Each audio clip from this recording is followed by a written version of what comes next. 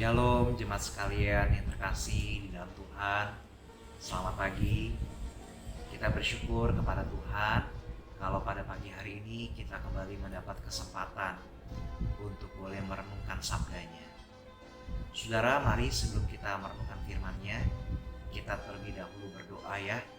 Kita memohon pimpinan daripada Allah Roh Kudus untuk boleh memimpin hati kita, memimpin pikiran kita, untuk kita boleh kiranya dituntun dan diubahkan oleh kebenaran firman-Nya. Mari kita bersatu dalam doa. Bapa di dalam surga, kami bersyukur kalau pada pagi hari ini kami kembali mendapat anugerah-Mu. Kami kembali mendapat sebuah kesempatan yang berharga untuk kami boleh belajar dari kebenaran firman-Mu. Kami memohon pimpinan daripada Allah Roh Kudus agar boleh sungguh-sungguh Engkau saja yang boleh dengan leluasa bekerja di tengah kami. Kepada hamba-Mu yang terbatas yang membagikan firman Tuhan ini, Tuhan kuduskan, Tuhan pakai menjadi saluran berkat. Dan kepada semua jemaat Tuhan yang juga mendengarkan, Tuhan juga pimpin dan juga Tuhan sertai. Dan kepada kami semua, baik hamba-Mu yang memberitakan maupun jemaat Tuhan yang mendengar di tempat masing-masing, kiranya Allah Roh Kudus boleh memberikan hati yang teachable, yang mau belajar, dibentuk oleh kebenaran firman. Demi Kristus Yesus Tuhan kami yang hidup, kami berdoa dan berserah. Amin. Dan saudara, hari ini firman Tuhan akan terambil daripada Kisah Rasul pasal ke-5, ayatnya yang pertama hingga ayatnya yang ke-11. Lembaga Alkitab Indonesia memberikan judul perikop ini Ananias dan Safira. Satu perikop yang tentu sudah tidak asing buat kita, namun kita akan kembali mempelajarinya pada pagi hari ini. Demikian firman Tuhan tertulis. Ada seorang lain yang bernama Ananias. Ia beserta istrinya Safira menjual sebidang tanah. Dengan setahu istrinya, ia menahan sebagian dari hasil penjualan itu dan sebagian lain dibawa dan diletakkannya di depan kaki rasul-rasul. Tetapi Petrus berkata, "Ananias, mengapa hatimu dikuasai iblis, sehingga engkau mendustai Roh Kudus dan menahan sebagian dari hasil penjualan tanah itu? Selama tanah itu tidak dijual, bukankah itu tetap kepunyaanmu? Dan setelah dijual, bukankah hasilnya itu tetap dalam kuasamu? Mengapa engkau merencanakan perbuatan itu dalam hatimu? Engkau bukan mendustai manusia, tetapi mendustai Allah." Ketika mendengar perkataan itu, rebahlah Ananias dan putuslah nyawanya. Maka sangatlah ketakutan semua orang yang mendengar hal itu. Lalu datanglah beberapa orang muda. Mereka mengapani mayat itu, mengusungnya keluar dan pergi menguburnya. Kira-kira 3 jam kemudian masuklah istri Ananias. Tetapi ia tidak tahu apa yang telah terjadi. Kata Petrus kepadanya, "Katakanlah kepadaku, dengan harga sekiankah tanah itu kamu jual?" Jawab perempuan itu, "Betul, sekian." Kata Petrus, "Mengapa kamu berdua bersepakat untuk mencobai roh Tuhan? Lihatlah, orang-orang yang baru mengubur suamimu berdiri di depan pintu, dan mereka akan mengusung engkau juga keluar." Lalu rebahlah perempuan itu seketika itu juga di depan kaki Petrus, dan putuslah nyawanya. Ketika orang-orang muda itu masuk, mereka mendapati dia sudah mati. Lalu mereka mengusungnya keluar dan menguburnya di samping suaminya. Maka sangat ketakutanlah seluruh jemaat dan semua orang yang mendengar hal itu. Sedemikian jauh pembacaan firman Tuhan, Bapak Ibu Saudara sekalian. Jemaat sekalian terkasih di dalam Tuhan, ketika kita berada di tengah kondisi menjelang pemilihan umum, biasanya kita sudah sering mendengar sebuah istilah yang disebut sebagai pencitraan. Ketika pencitraan terjadi, umum sekali hal ini menggambarkan sebuah peristiwa di mana ada pribadi tertentu yang sedang menunjukkan kedermawanannya, kemurahannya, kebaikan hatinya di dalam berbagi kepada orang-orang yang berkekurangan atau orang-orang yang mengalami kesulitan ekonomi. Di dalam kondisi demikian, seringkali ditampilkan sosok yang dermawan itu membagi-bagikan berkat materi kepada banyak orang dan kemudian dipublikasikan baik di media massa, di media digital yang ada.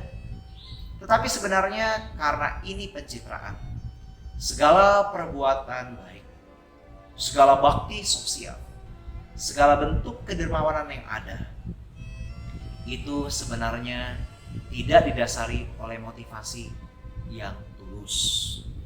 Pribadi tersebut menunjukkan kebaikannya, mendemonstrasikan kemurahan hatinya dengan satu motif, yaitu agar ia memperoleh citra yang baik dari banyak orang tentang dirinya.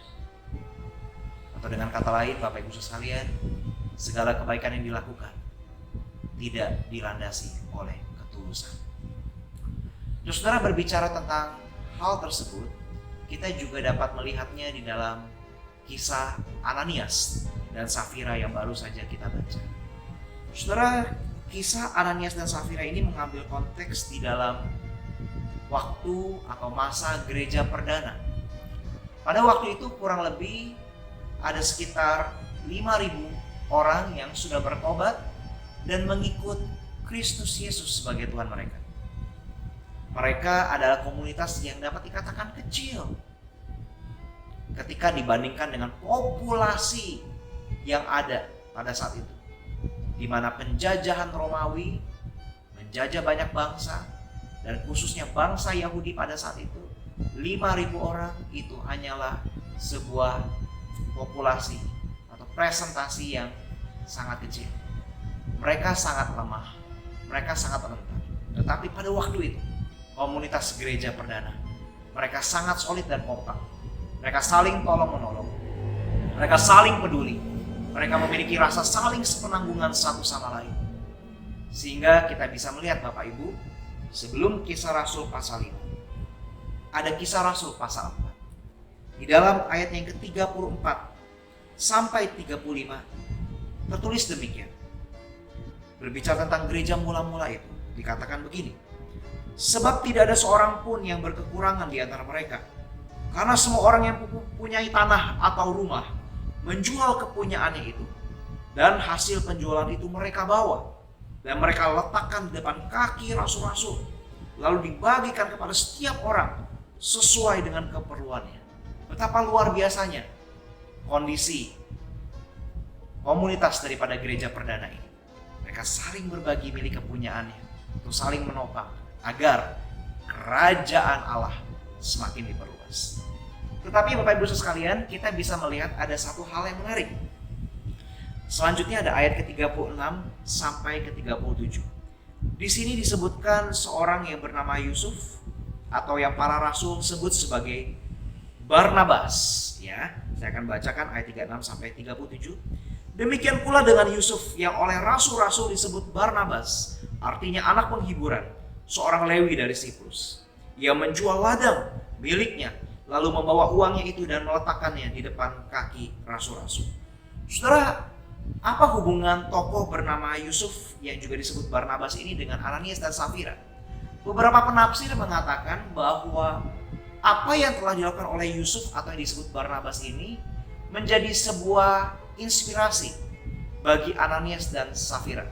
Hanya bedanya, Ananias dan Safira ingin mencontoh apa yang dilakukan oleh Yusuf atau yang disebut Barnabas ini dengan satu motivasi yang keliru, Bapak Ibu sekalian. Besar kemungkinan pada saat itu Ananias dan Safira menjual apa yang menjadi miliknya dan ia berikan kepada gereja mula-mula yang pada waktu itu diwakili oleh para rasul dengan motivasi yang egosentris. Sebenarnya Bapak Ibu Saudara sekalian, kalau kita berbicara tentang konteks gereja mula-mula, ini berbeda dengan sistem ekonomi sosialis komunis begitu. Karena kalau kita bisa melihat Bapak Ibu sekalian di dalam ayatnya yang keempat di pasal 5 yang tadi kita baca, dikatakan selama tanah itu tidak dijual, bukankah itu tetap kepunyaanmu? Dan setelah dijual pun, bukankah hasilnya itu tetap dalam kuasamu? Dengan kata lain, Bapak Ibu Saudara sekalian, ketika misalnya Ananias dan Safira menjual seluruh hasil tanahnya, seluruh properti yang menjadi miliknya itu, kemudian mereka berdua suami istri mendapat sejumlah uang, sebenarnya itu dalam kuasa mereka. Mereka mau berikan 100% kepada gereja perdana atau tidak mau memberikan 100%, itu kembali menjadi hak mereka. Tetapi yang menjadi kekeliruan daripada Ananias dan Safira adalah apa? Ketika ia memberikan persembahan hasil penjualan daripada tanah miliknya itu, mereka berkata kepada Petrus, Rasul Kristus itu, apa yang telah kami jual, hasil penjualan ini, semuanya kami persembahkan. Padahal kalau mereka jujur, tidak semuanya. Sangat besar kemungkinan terkait dengan Yusuf yang tadi kita baca di dalam Kisah Rasul pasal 4 sebelumnya. Karena Ananias dan Safira ini didorong oleh motivasi ingin terkenal, Bapak Ibu sekalian. Ingin diakui. Kalau di dalam ayat ke-36 dari pasal 4 saja dikatakan, Yusuf menjual ladang miliknya, lalu membawa uangnya itu, meletakkan di depan kaki rasul-rasul. Ananias dan Safira juga ingin seperti itu. Karena banyak orang akan melihat mereka.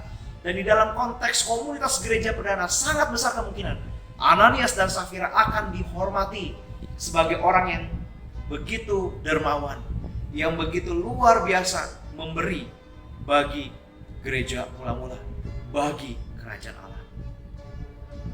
Dan saudara, tetapi Rasul Petrus, karena ia dipenuhi oleh Roh Kudus, ia tidak dapat dibohongi.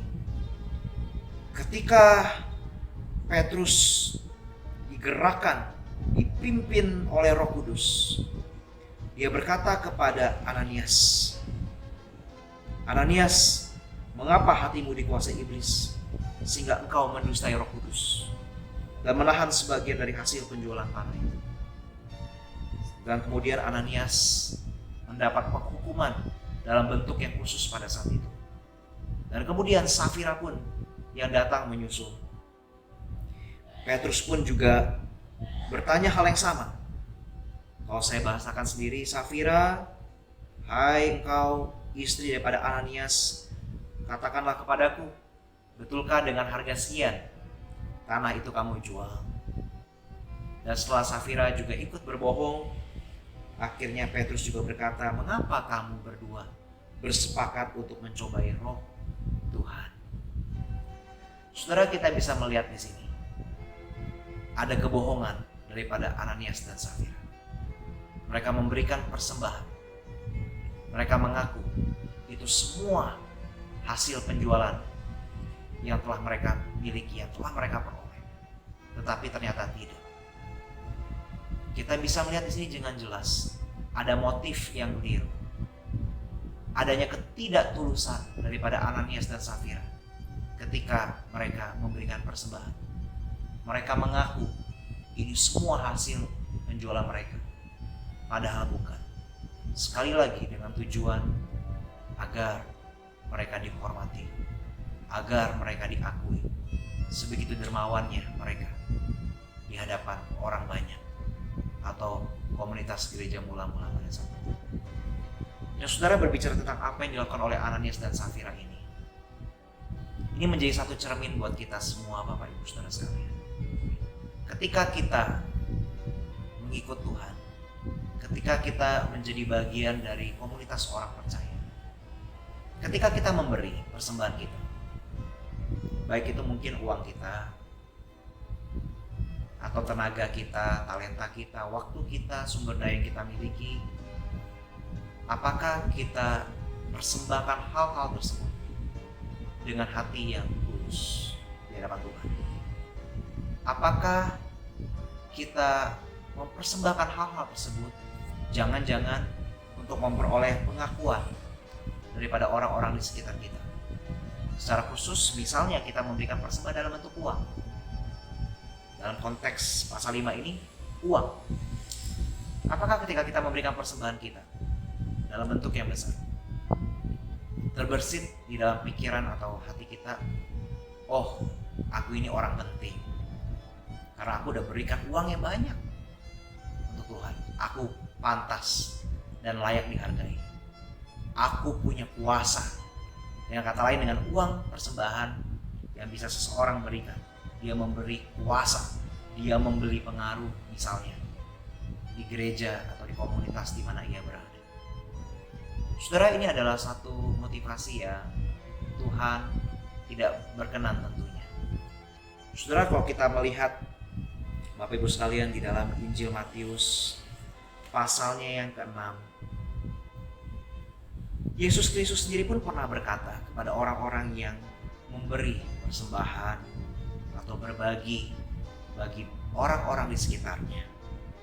Dikatakan demikian, jadi apabila engkau memberi sedekah, janganlah engkau mencanangkan hal itu seperti yang dilakukan orang-orang munafik di rumah-rumah ibadat dan di lorong-lorong supaya mereka dipuji orang. Aku berkata kepadamu, sesungguhnya mereka sudah mendapat upahnya. Tetapi jika engkau memberi sedekah, janganlah diketahui tangan kirimu apa yang diperbuat tangan kananmu. Hendaklah sedekahmu itu diberikan dengan tersembunyi, maka Bapamu yang melihat yang tersembunyi akan membalasnya kepadamu. Saudara, di sini Kristus mengingatkan kita kembali agar segala bentuk kesalehan yang kita lakukan itu kita lakukan dengan motivasi sebagai wujud ucapan syukur kita semata di hadapan Tuhan. Segala bentuk kesalehan kita, bakti sosial kita demonstrasikan bukan untuk memperoleh pujian atau pengakuan dari orang-orang di sekitar kita. Saudara, ketika kita melihat kepada salib Kristus, bukankah kita kembali disadarkan bahwa Kristus telah memberi segala-galanya buat kita? Apalagi yang masih kurang? Mengapa kita masih begitu direpotkan untuk mencari acknowledgement, recognition, pujian, adoration daripada orang-orang di sekitar kita ketika kita mempersembahkan secara khusus materi kita kepada Tuhan? Mari Bapak Ibu sekalian, ketika kita mempersembahkan materi yang kita miliki, dari kisah ini, Ananias dan Safira, kita boleh belajar, kita boleh diingatkan kembali. Biarlah kita memberikannya dengan hati yang tulus di hadapan Tuhan, bukan di hadapan manusia. Saudara, di dalam studi spiritualitas ada sebuah istilah, coram Deo, in the presence of God. Biarlah kita hidup coram Deo atau living in the presence of God. Kita hidup di hadapan hadirat Allah. Atau ketika kita memberikan persembahan, kita memberikan persembahan itu hanya di hadapan Tuhan. Kita bukan hidup coram home atau living in the presence of man. Kita hidup di hadapan manusia. Sehingga apapun yang kita lakukan, kita mencari kredit dari manusia. Bukan seperti itu. Biarlah firman Tuhan pada pagi hari ini boleh mengajarkan kita semua tentang bagaimana sikap hati yang tulus, yang benar ketika kita memberi persembahan kita secara khusus dalam bentuk materi di hadapan Tuhan. Mari kita berdoa. Bapa di dalam surga, kami bersyukur pada pagi hari ini kami kembali diajarkan dan diingatkan. Ketika kami memberikan persembahan kami secara khusus dalam bentuk materi, kami boleh belajar memberikan persembahan ini dengan hati yang tulus di hadapan Tuhan, dengan satu kesadaran bahwa Kristus telah memberi segala-galanya buat kami, dan apa yang kami berikan ini adalah bentuk atau ekspresi ucapan syukur kami, bukan untuk dipuji oleh manusia, bukan untuk kami membeli pengaruh atau membeli kuasa atau membeli pengakuan daripada banyak orang. Tuhan, tolonglah kami. Seringkali kami mungkin lupa diri bahwa segala sesuatu yang kami miliki ini berasal dari Tuhan, dan sudah sepantasnya kami kembalikan untuk hormat kemuliaan nama Tuhan saja. Tuhan berkati juga aktivitas setiap kami sepanjang hari ini. Di tengah kondisi yang tidak mudah, kami mau menyandarkan hidup kami sepenuhnya kepada Tuhan sekali lagi. Dan dengan iman kami percaya bahwa ada Tuhan yang memimpin hari esok. Ada Tuhan yang setia, yang senantiasa mengasihi kami. Demi Kristus Yesus Tuhan kami berdoa dan berserah. Amin. Tuhan Yesus memberkati saudara sekalian. Shalom.